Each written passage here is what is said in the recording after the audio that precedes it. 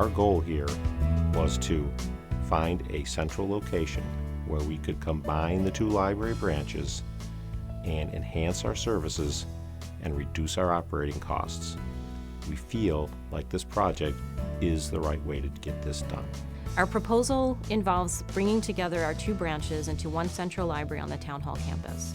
Our two current branches are less than 3 miles apart, and we've struggled for many years to stretch our budget, duplicating services and materials. We're covering the frequently asked questions about the project, and we hope you'll use this information to make your decision when you vote on the referendum on April 23rd. If after this you still have additional questions, we hope that you'll visit libraryproposal.com, where we have more extensive questions that have been generated throughout the different focus groups and information forums that we've held with the community.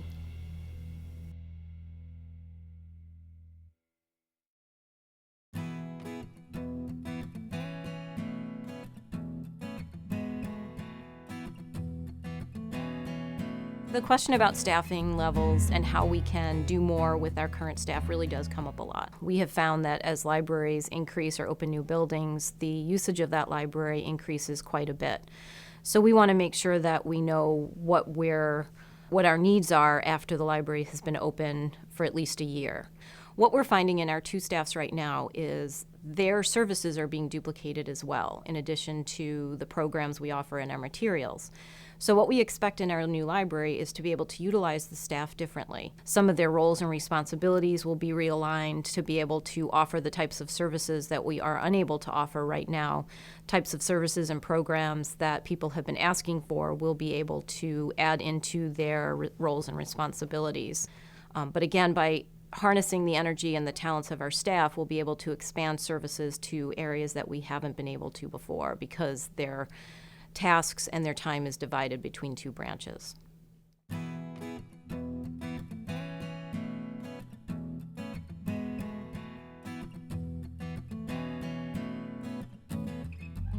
Digital media is impacting how libraries serve their patrons. Ebooks and other digital media are shrinking the need for collection space slightly and slowly. We still need much more space than we have now. We are so cramped for space right now that our current collections don't fit within the space we have. We are deleting and discarding materials based almost solely on the fact that we don't have space for them. So we are getting rid of materials that are still viable and still wanted, and this has caused people to either have to travel to a different branch in the town to get something that we no longer have in each branch, or pay for a hole to bring it from outside Irondequoit in from another library.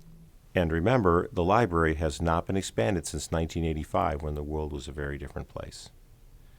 The use of computers in the library has grown, and the demand is so high, we limit customers to 45 minutes a day, which is barely enough time to get their work done. The other reality we're facing is that not everybody has home internet access. With the downturn in the economy, one of the first things that people did do away with was their home internet access. And they're flocking to libraries in more ways to be able to get that internet access. A lot of employers no longer accept paper applications, so that's something we've seen an increase in library assistance and library use, is helping people apply for jobs online, fine-tune their resumes. So 45 minutes isn't enough. With a new building and additional space, we'll be able to add computers, and not only for the computers that we have for people to use, but space for them for people who have their own personal mobile devices, laptops, whatever digital media devices they have, that they will be able to use them while they're in the library. A key component of the plan is to make sure that the interior space is adaptable and flexible as the community needs for the library do change. We are involved in much more programming and activities of every kind for every age group, and that requires space that we don't have now. So even with the slowly shrinking collections of books, we still need much more space to carry out these activities.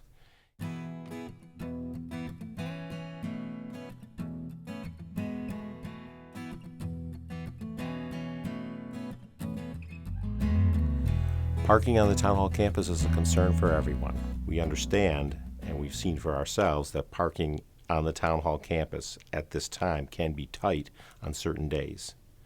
And the town is re-engineering the way the traffic flows through the town hall campus. The DPW, for example, there'll be additional parking for employees to park north of the building, which will free up spaces that are currently being used parallel to the building right now. And in that area, we'll be able to add additional spaces, an additional row of parking.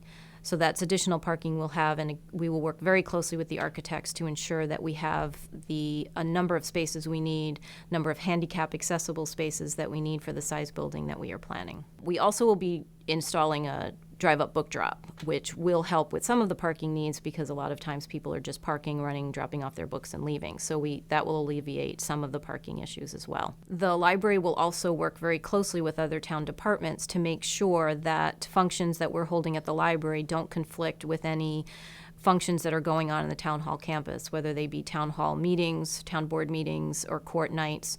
We'll make sure that we schedule programs accordingly so that there isn't a huge demand on the parking spaces that we do have. We have talked to the people who run the farmers market and the 4th of July festival, and both have assured us that with some adjustments, both can be still held on the town hall campus. We will work very closely with our designers to make sure that the building leaves as much green space as possible for the 4th of July festival. Parks and Recreation is aware of the concern and can work out different plans to have vendors on the west lawn and make sure that everything from the 4th of July happens just as it always has. The beer tent will maintain, we'll make sure that the library works well with the 4th of July festival.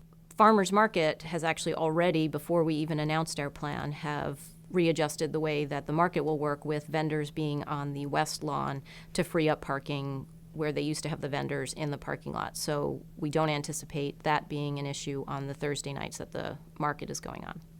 No one at the library wants to be involved in making parking at the town hall campus more difficult, and we certainly don't want to do anything to disrupt the wonderful activities that happen on the town hall campus.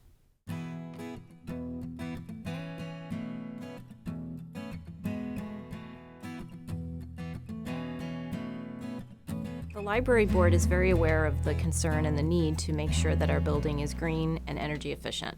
One of the things that we have done as individual board members is we have visited other libraries. One in particular is the Clifton Park Half Moon Library that has become a leading example of green technologies that are possible in a library facility. We will use a lot of that information that we've gained as we work with architects and designers to ensure that green technologies are incorporated. When we select a firm to design the building, their experience with green building technologies and recycled materials will be an important criteria. We will be able to apply for grants that will defray the cost of the building as long as we use energy-saving technologies and green products in the construction. Right now, our two buildings are woefully inadequate as far as energy efficiency, so we're very aware of taxpayer money that's being wasted on buildings that are not energy efficient. So we want to make sure that our new building is energy efficient to make sure that those taxpayer dollars are used wisely. We will also work with the designer and the architect to make sure that we maintain as much green space on the town hall campus as possible. We know that green space and trees are very vital to our community, and we don't want to get rid of any trees unnecessarily. If there are trees that can be moved, we'll make sure that they're moved safely with experts. If there are trees that do need to be removed because of any potential disease they might have, we'll work with the experts to determine that and make sure that we are not removing any trees unnecessarily.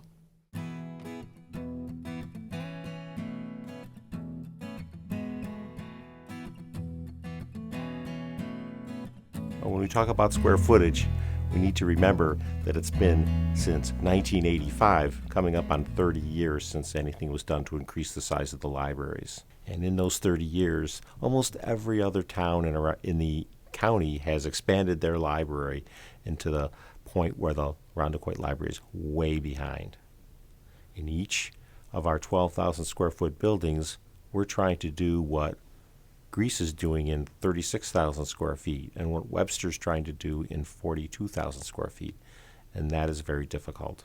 The square footages that we envision have come from different studies that we've done, specifically the Dick Pans consulting study that estimated we needed about 50,000 square feet for the types of services that we're currently providing and hope to provide in the future. At a bare minimum, we envision that the library services itself needs about 2/3 of what we're envisioning for the overall library.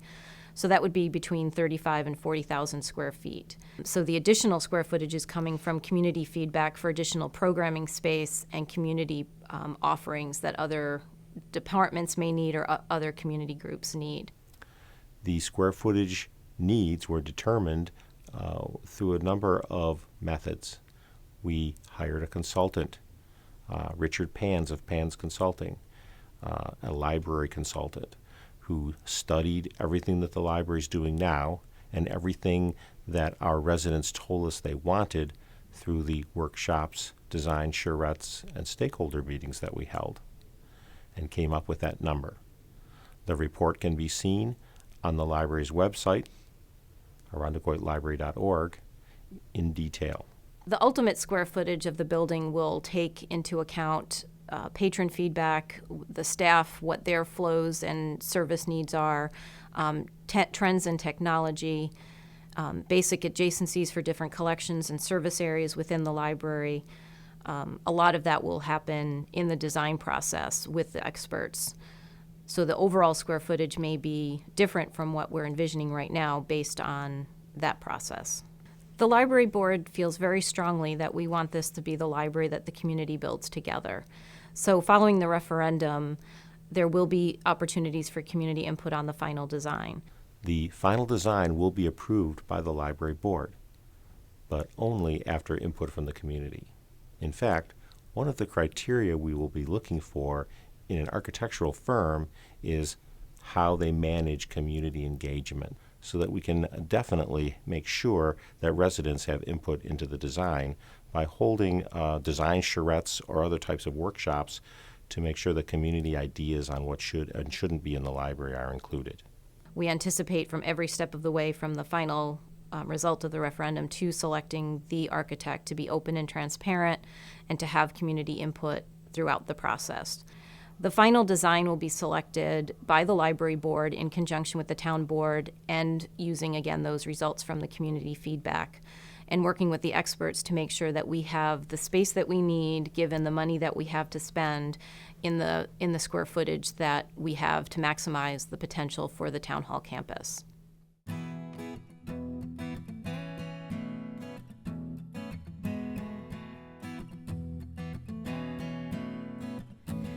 If the referendum vote doesn't pass on April 23rd, the library board will be facing some very difficult decisions.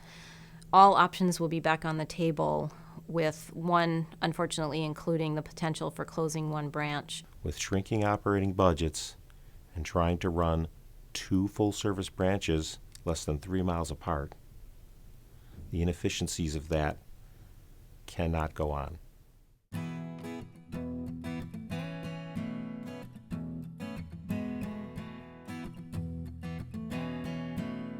The $29 per year for the average $100,000 home does not include any revenue that we might be able to get from all of our different sources. We can sell the McGraw branch, which is currently assessed at $1.1 million, and we are told that the town has had several offers on the property, with some coming in as recently as this past December, so we know that there are commercial interests in the McGraw property. In addition to being able to sell the McGraw branch, the property would then come back on the tax rolls, which would be additional revenue. The Evans branch, however, cannot be sold. When that building was originally built, the school district had sold the land to the town for $1 for the purpose of having a public library there. There is restriction on the deed that says that if the town does not use that land for a library or some other town operation, it must revert to the school district. So, under our plan, the Evans Branch land would revert back to the school district, and they can do with it what they want. In addition to the sale of McGraw, the library board has formed a fundraising committee that's made up of some board members and community members, so there will be an aggressive fundraising campaign. They're in the process of pulling that all together so that we'll be able to launch it following the referendum vote. So the $29 is assuming that we don't get any additional fundraising or grants or from the proceeds of the sale of McGraw.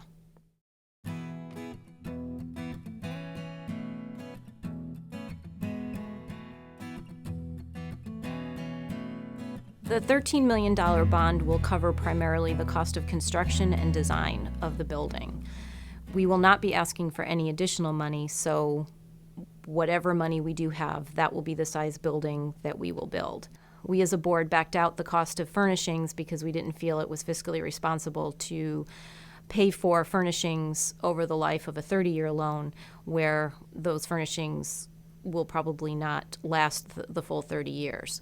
We feel strongly about fundraising for those particular furnishings, which can be estimated between $500,000 and $1.5 million, depending on the ultimate size of the building and the level that we want to furnish the different service areas and meeting room and programming space.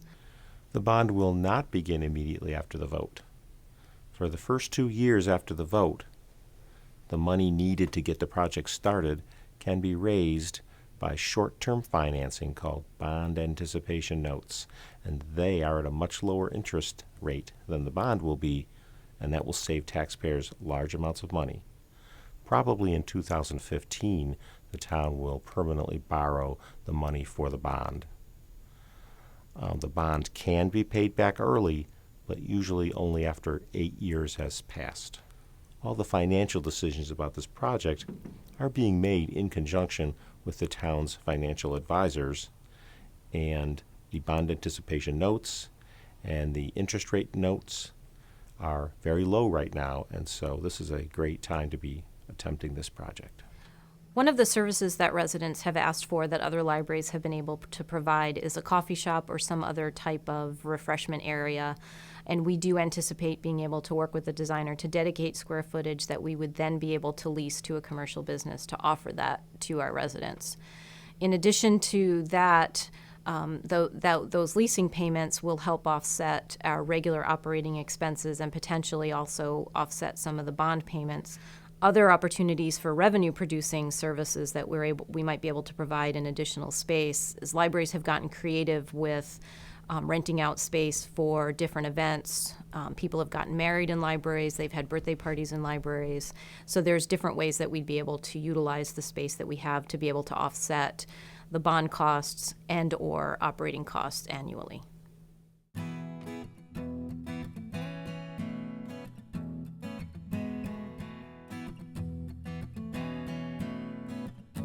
The Monroe County Library System Board of Trustees administers the New York State Library construction grants that are awarded to library systems throughout New York State. In the past, we have been able to secure these grants to upgrade and maintain our buildings for different needs. The last time that we applied for a grant was to rework the parking lots at the 2 branches. We were denied the grant. The library board did go to appeal to the Monroe County Library System Board of Trustees, and we were told that until we address our space concerns, we will no longer qualify for any of the New York State construction grants. We fully anticipate and have been told by the Monroe County Library Board of Trustees that they support this project, and we anticipate once we are underway, we'd be able to apply for at least 2 grant cycles, which would involve about $1 million between the 2 grant cycles, which would then offset some of the construction costs. So yes, we do anticipate that they will help us fund this project and award us the grants that we need to be able to reduce the tax impact on our residents.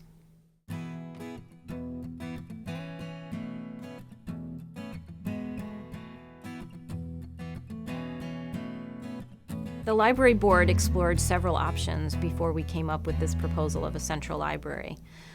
From the bare minimum option, which is basically what we've been calling our do-nothing option, that costs about a little over $2 million.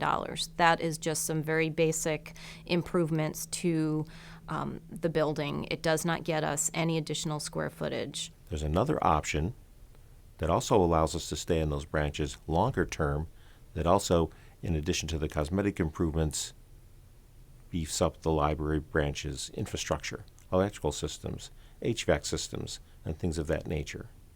That's a long-term solution to stay in the branches, and the cost of that is $6.1 million. That cost would be about $22 per year for 15 years to our residents. And what that would also mean is at the end of the 15 years, we'd have to do something all over again. Neither of those options increase our square footage, which means we would not qualify for those New York State construction grants because we wouldn't be addressing our basic space needs in our two buildings. There are two options if we want to add more space. We can stay where we are and increase the size of each of those buildings, or we could build two brand new buildings. For $13 million, we could expand the existing branches where they are now. This would not be easy at the Evans branch on Cooper Road because the footprint of the land that the building rests on is so small. It would be much easier to expand the McGraw branch at its location because there's much more land available. We've consulted with engineers who tell us that if we wanted to add a second floor to either building, it would be very difficult and that we would have to add many posts and support beams in the basement and on the first floor. That option maintains the current redundancies and duplication of services and materials that we'd have to have at each branch. Another option we looked at was tearing down each building and starting over, so we'd have that flexibility in each branch and starting new. But that particular option costs almost $18 million. And then again, we still have the redundancies where we'd have to staff two full-service branches less than 3 miles apart in our town. We didn't feel as a board that that was fiscally responsible. We feel that the proposal that we have to bring together our branches to one location is fiscally responsible and would create a lot more efficiencies in our budget and in our staffing levels. It has been the library board's plan since day one of this project that the residents of the town would decide if we move ahead by voting on the bond referendum, which will be held on April 23rd from 9 a.m. to 9 p.m. If you are a resident of the East Arundecoit School District, you will vote at the Ridge Culver Fire Department on Culver Road. If you are a resident of the West Arundecoit School District, you will vote at the St. Paul Fire Department on Cooper Road. If you are uncertain about which school district you live in, or if you wish to get an absentee ballot, contact the town clerk at the town hall. Please vote. This is a very important issue for our town, and we hope that you will participate in this decision. Thank you.